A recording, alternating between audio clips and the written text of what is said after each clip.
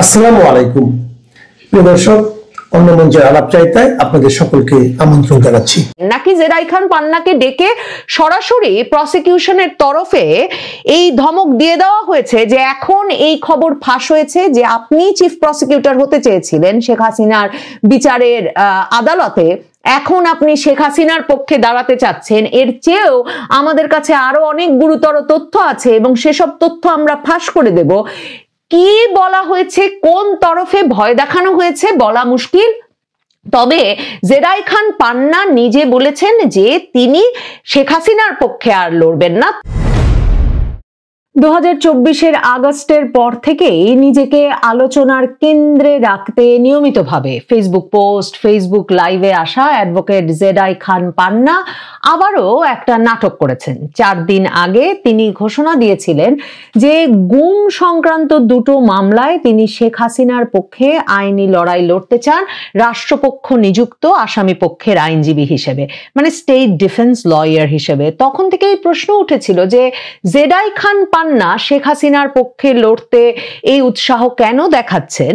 কারণ শেখ হাসিনা এই আদালতকে ক্যাঙ্গারু আদালত, সাজানো আদালত, রাজনৈতিক প্রতিশোধের আদালত হিসেবে অভিহিত করেছেন আন্তর্জাতিক সংবাদ মাধ্যমের কাছে স্পষ্টতই, এবং আওয়ামী লীগ একে একটা সাজানো রাজনৈতিক উদ্দেশ্য প্রণোদিত বিচার কার্য হিসেবে চিহ্নিত করে আওয়ামী লীগের তরফেও শেখ হাসিনার পক্ষে কোনো আইনজীবীকে নিয়োগ দেওয়ার কোনো চেষ্টা করা হয় নাই। শেখ হাসিনা যেহেতু এই আদালতে এসে হাজিরা দেন নাই, তাকে পলাতক হিসেবে ধরে নিয়েই তার পক্ষের আইনজীবী নিয়োগের কোনো সুযোগ না দিয়েই তার বিচার চলছে আদালতে। এবং আন্তর্জাতিক অনেক মানবাধিকার সংগঠন এই আসামি পক্ষের কোনো আইনজীবীকে যে সম্পূর্ণত সুযোগ না দিয়ে এমন একটা বিচার করে মৃত্যুদণ্ড দিয়ে দেওয়া হয়েছে সে বিষয়েও সমালোচনা করেছে।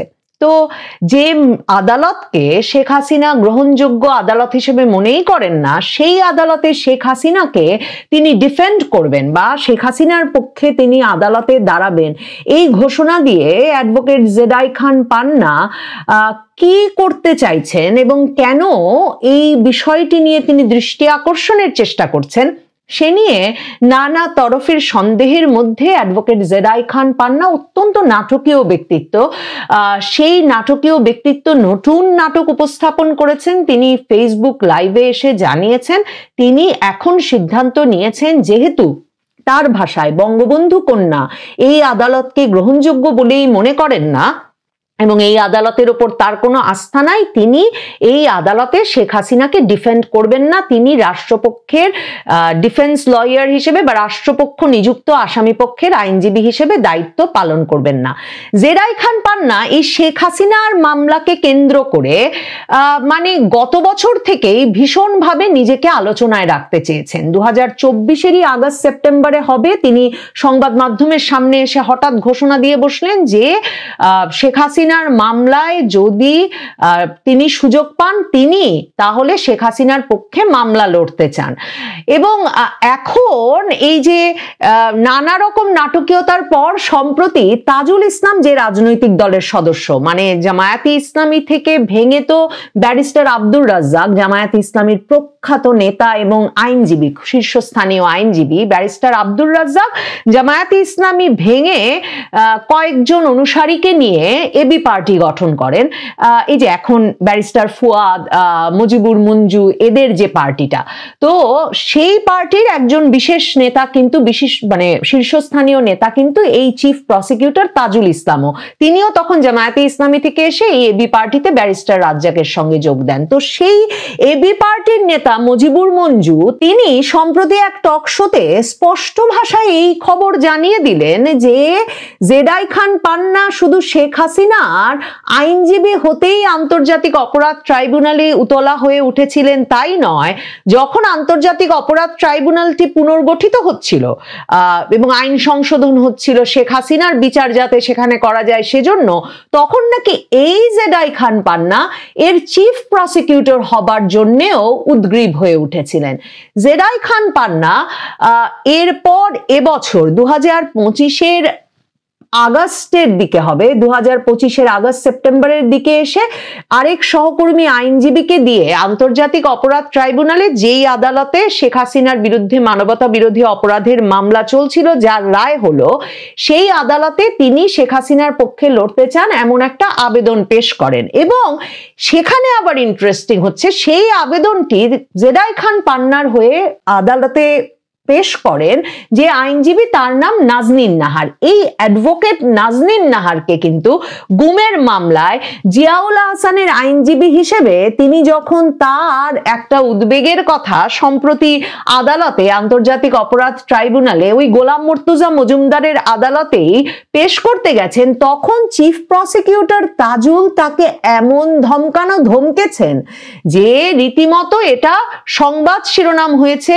সকল শীর্ষস্থানীয় সংবাদ মাধ্যমে, যে চিফ প্রসিকিউটর তাজুল ইসলাম, আসামি পক্ষের একজন আইনজীবী, গুমের মামলার আসামি মেজর জেনারেল জিয়াউল আহসান, তার আইনজীবী নাজনীন নাহারকে বলেছেন, আপনার বিরুদ্ধেও অনেক অভিযোগ পাচ্ছি, আপনি বেশি কথা আদালতে বললে আপনাকেও আসামি করে দেওয়া হবে, এবং রীতিমতো আপনি চুপ করুন, আপনি বেশি কথা বলেন, আপনি জোরে কথা বলেন থেকে শুরু করে ধমকের পর ধমক দিয়ে তাজুল ইসলাম একটা এমন ভয়ের পরিবেশ তৈরি করেছেন আন্তর্জাতিক অপরাধ ট্রাইব্যুনালে গোলাম মুর্তুজা মজুমদার, মানে যে বিচারপতি শেখ হাসিনার মৃত্যুদণ্ড দিলেন, তারই আরেক আদালতে, যে সেটা শুধু সংবাদ শিরোনাম হয়েছে তাই নয়, ডেভিড বার্গম্যান, কামাল হোসেনের মেয়ের জামাই, সারা হোসেনের স্বামী ডেভিড বার্গম্যান, যিনি আন্তর্জাতিক অপরাধ ট্রাইব্যুনালকে গভীরভাবে পর্যবেক্ষণ করেন এবং যার মূল ইন্টারেস্টের জায়গায় বাংলাদেশের রাজনীতি এবং আন্তর্জাতিক অপরাধ ট্রাইব্যুনাল,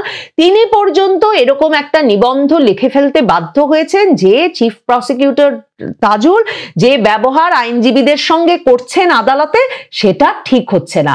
চিফ প্রসিকিউটর তাজুল শুধু যে এই একটা আদালতে, আন্তর্জাতিক অপরাধ ট্রাইব্যুনালের একটা আদালতে যে শুধু এরকম ধমকাধমকি করেছেন প্রসিকিউশন টিমের সদস্যরা আসামি পক্ষের আইনজীবীকে, তাই নয়, এরও কয়েকদিন আগে খবর বেরিয়ে আসে যে আরেক আদালতে, আন্তর্জাতিক অপরাধ ট্রাইব্যুনালেরই আরেক বিচারপতির আদালতে, যেখানে বিচার চলছিল আশুলিয়ায় পুলিশের ছাত্র জনতাকে হত্যা এবং মৃতদেহ পুড়িয়ে ফেলার অভিযোগে, সেখানে যখন রাষ্ট্রনিযুক্ত আসামি পক্ষের আইনজীবী বলেছেন যে এই মামলাটির বিবেচনার সময় রাজসাক্ষী হিসেবে যে পুলিশ কর্মকর্তাকে হাজির করা হয়েছে, তাকে তিনি যখন এই প্রশ্ন করে বসেছেন যে ওই থানায়, আশুলিয়া থানায় যে একজন এএসআই, এক দারোগা রাজু, তাকে যে মেরে পিটিয়ে ঝুলিয়ে রাখা হয়েছিল, এই বিষয়টা রাজসাক্ষী জানেন কিনা, এবং তিনি যখন আদালতকে বলেছেন যে আশুলিয়ার ঘটনা বিবেচনা করতে হলে ওই পুলিশ হত্যার বিষয়েও বিবেচনা করতে হবে,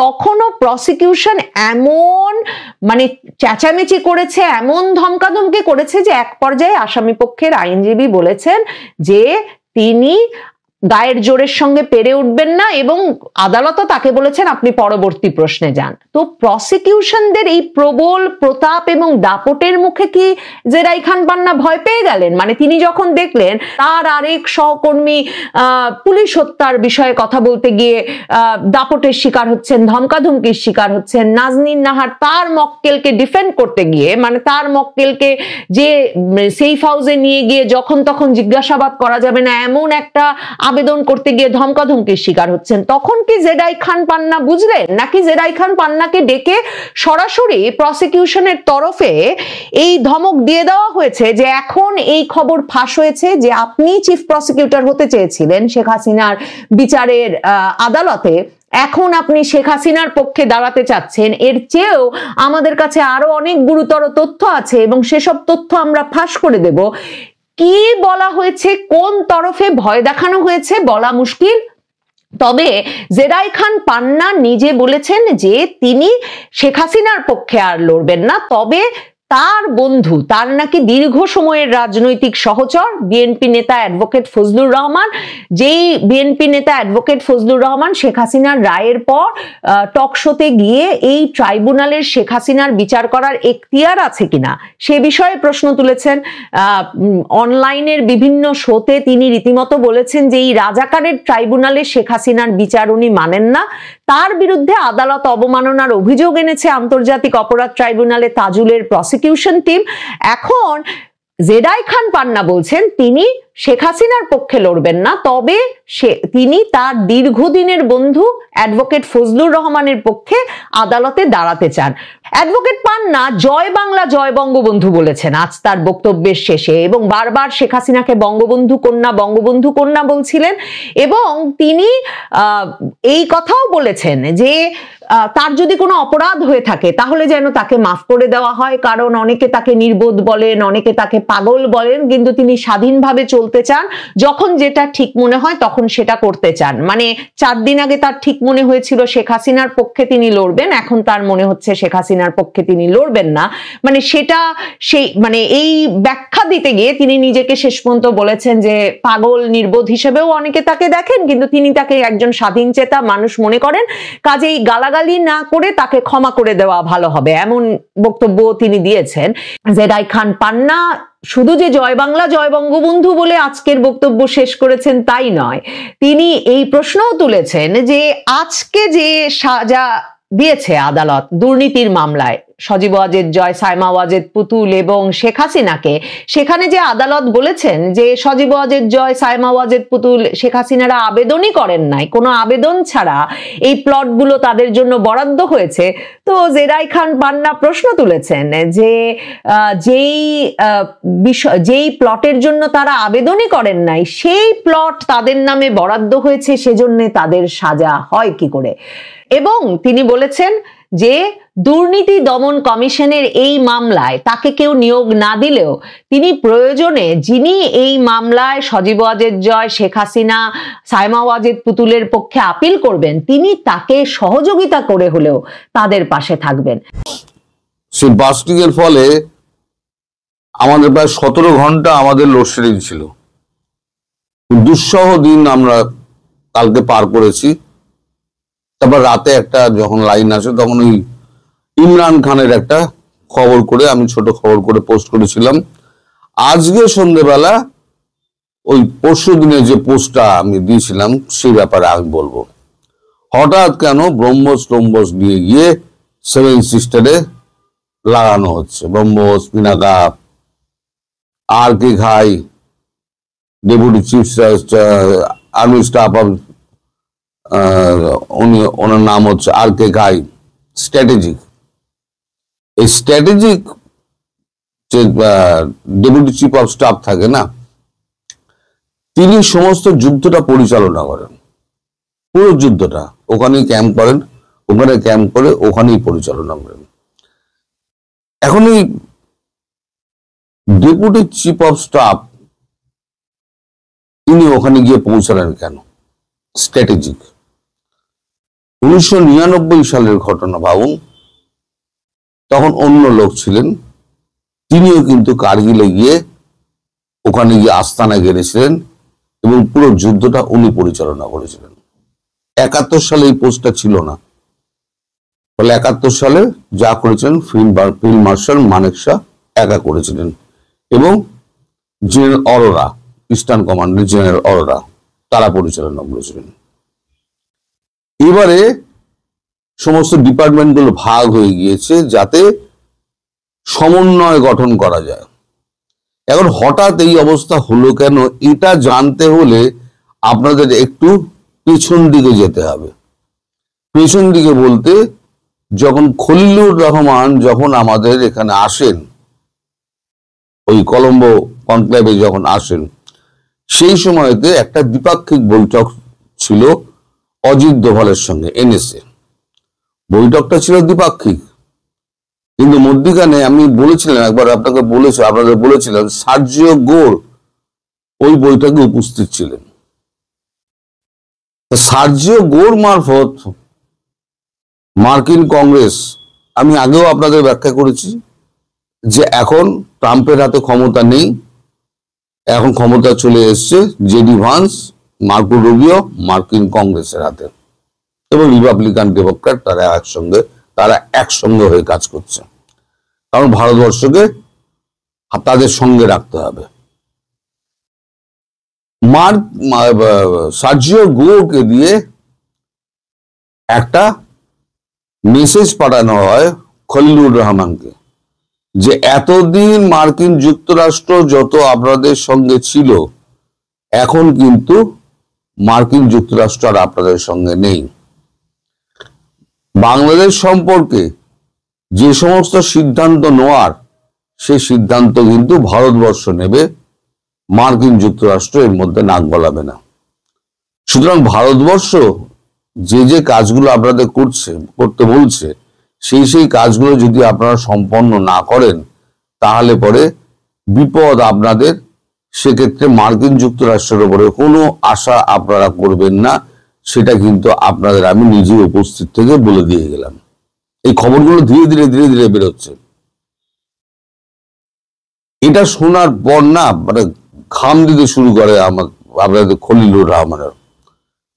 তারপর তুরুপের টেক্কাটা মানে একেবারে দেখান, টেবিলে ফেলেন আমাদের অজিত দোভাল।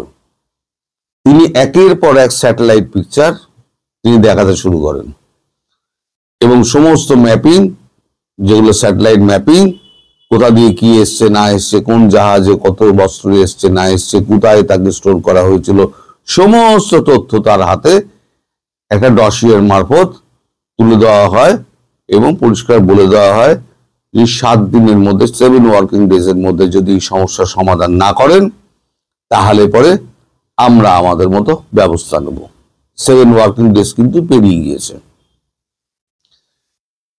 এবার ট্রাম্প যদি এটা করতেন, তাহলে ভাবুন ট্রাম্প কি করতেন। ট্রাম্প একেবারে লাপালাপি করে মানে সংবাদ সম্মেলন করে উনি বলতেন, India is my friend, Indian is the friend of American, we love India.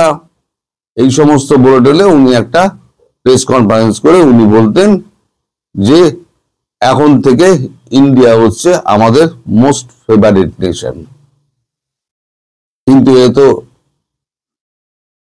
Trump নয়, এটা জেডি ভান্স এবং মার্কো রুবিও এবং কংগ্রেস, তারা চুপি চুপি যে বার্তাটা পৌঁছে দিয়েছে লিখিত মাধ্যমে, চুপি চুপি মানে কি লিখিত মাধ্যমে, ইন্ডিয়া হচ্ছে মোস্ট ফেভারিট নেশন। তার মানে চীনকে দূরত্বে রাখতে গেলে ইন্ডিয়াকে ছাড়া আমাদের কোনো উপায় নেই। এটা আগেও তারা বুঝতো। আমি তো অনেকদিন আগে বলেছিলাম যে মার্কিন যুক্তরাষ্ট্রে বুদ্ধিমান লোকের অভাব নেই। মার্কিন যুক্তরাষ্ট্রে কিন্তু বুদ্ধিমান লোকের অভাব প্রচুর, বুদ্ধিমান লোক কিন্তু প্রচুর রয়েছে। তারা কিন্তু ব্যাপারটা বুঝতে পারছেন যে আমাদের এই চাপ, মার্কিন যুক্তরাষ্ট্রের এই চাপ ভারতের প্রতি, এটা চীনের দিকে ঠেলে দিচ্ছে এবং চীন ক্রমশ ভারতের কাছাকাছি চলে আসছে। এই ছাড়া আর একটা যেটা যুক্তি আছে, সেটা হচ্ছে অস্ত্র আমেরিকা চীন থেকে কিনছে, বাংলাদেশও চীন থেকে কেনার কথা বলেছে। কিনবে কি কিনবে না সেটা পরের কথা, বাংলাদেশ কিনছে। ফলে এই যে চীনের ওপরে চোখ টাটানোটা আমেরিকার আরো বেড়ে গেছে।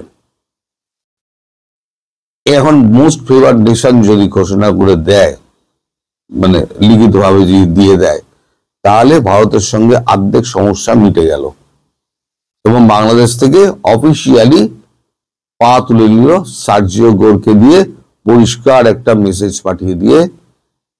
এবার হলো কি, ওই বৈঠকের ফলপ্রসূর জন্য যেটা হচ্ছে,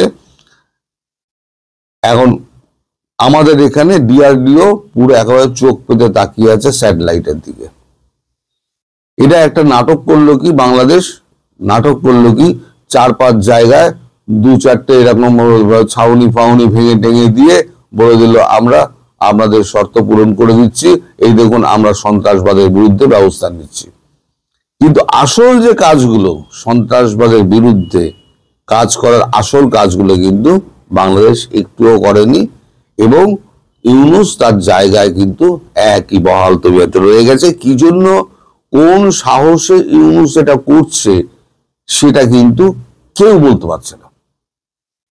অতি বড় বুদ্ধিমান মানুষ, অতি বড় কূটনীতিক, অতি বড় বিবেচক, কেউ বলতে পারছে না যে ইউনূস কোন সাহসে কার বলে এটা করছে। পাকিস্তানের অবস্থা খুব খারাপ। পাকিস্তানের কথা কালকেই বলেছি আপনাদের। এখন রাওয়ালপিন্ডি, করাচি, পাঞ্জাব, সিন্ধ, তারপরে আপনার ইসলামাবাদ, সর্বত্র এখন বিক্ষোভ হচ্ছে ইমরান খানের ব্যাপার জানার জন্য। ইমরান খানের ব্যাপারে তার ভিডিও প্রকাশ করো, তিনি সুস্থ আছেন কিনা। এখন ঘরে বাইরে পাকিস্তানের যা চাপ, পাকিস্তান তার উপরে আবার আমেরিকা আবার চাপ দিচ্ছে, মার্কো রুবিও চাপ দিচ্ছে শাহবাজ শরীফকে যে তোমাদের সঙ্গে আর আমাদের কোনো সম্পর্ক নেই, চাপ দিচ্ছে। ফলে আমেরিকা পাশ থেকে সরে গিয়েছে পাকিস্তানের।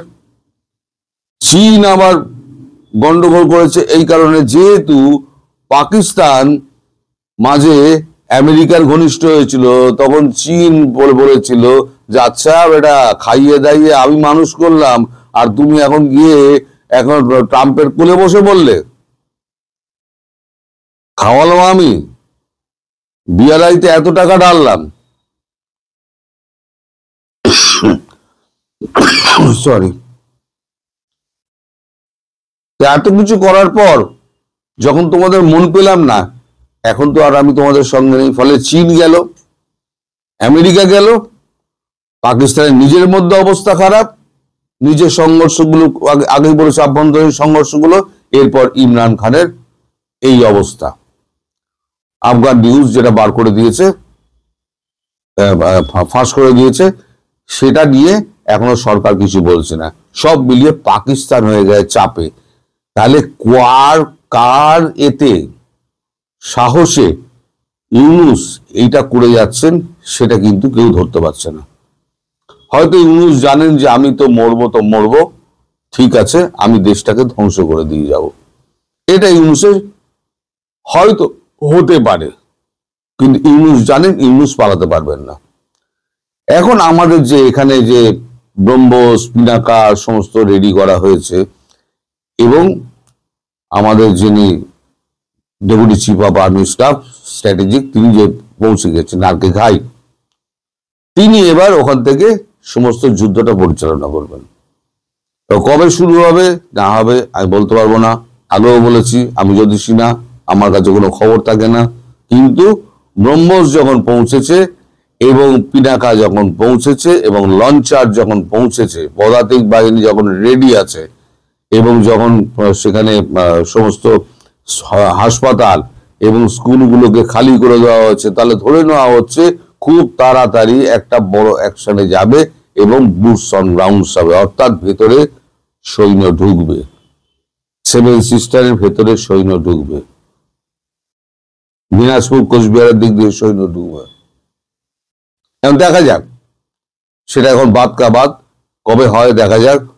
তবে খুব শিগগিরই এই ঘটনা ঘটতে চলেছে, খুব শিগগিরই।